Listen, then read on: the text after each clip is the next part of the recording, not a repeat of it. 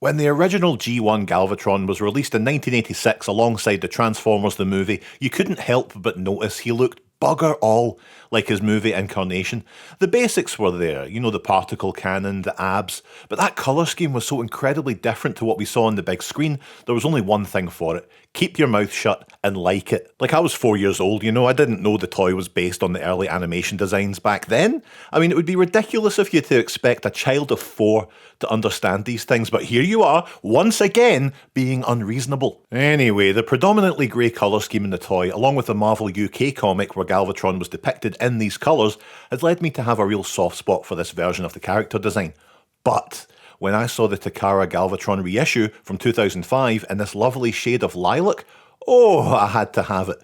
Now you're probably thinking, oh, Gavin, you've shown us G1 Galvatron before. How is this worth my time? Well, first of all, let's not overestimate the importance of your time. Alright, but fair enough. First up, we've got a slightly different face, a little bit more malevolent. I like his little soul patch, that's very 2005. The electronics in this toy are surprisingly totally different. I've had this guy for over a year and didn't even once open up the battery compartment. My original Galvatron toy still makes sounds, but apparently they're a little bit messed up when compared to other copies. Listen.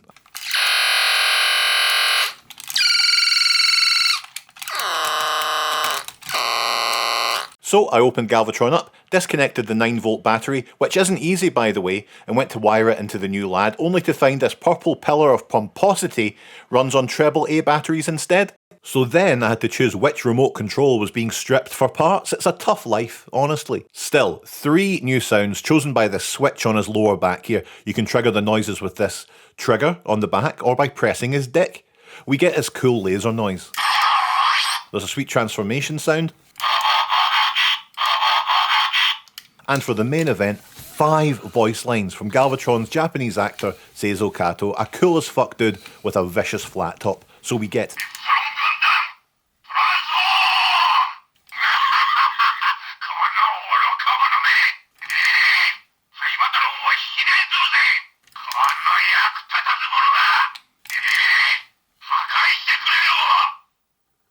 hey. Isn't that wonderful? Something to make the whole thing super special. And you might also have noticed the internal lights are now red instead of orange, and while that does work better with the overall colours here, I don't like that.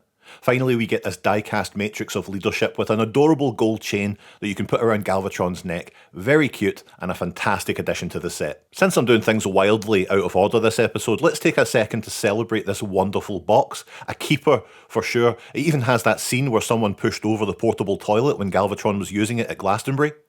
The toy itself is just as wonderful as the original incarnation. We get the huge detachable particle cannon in all its spangly orange glory. The oddly unnecessary black rifle makes a comeback too.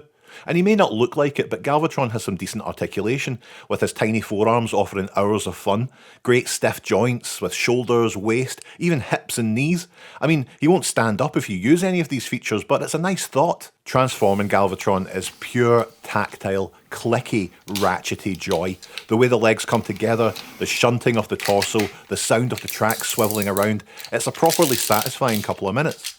First alt mode is the cannon, and look, I've said it before, it's not exactly a favourite of mine, but the scale and the sheer chunk of this thing wins me over. You pop out the particle cannon barrel and pop it in the top of his head, which is always fun. Pressing the trigger or the button sends this red light down the barrel too.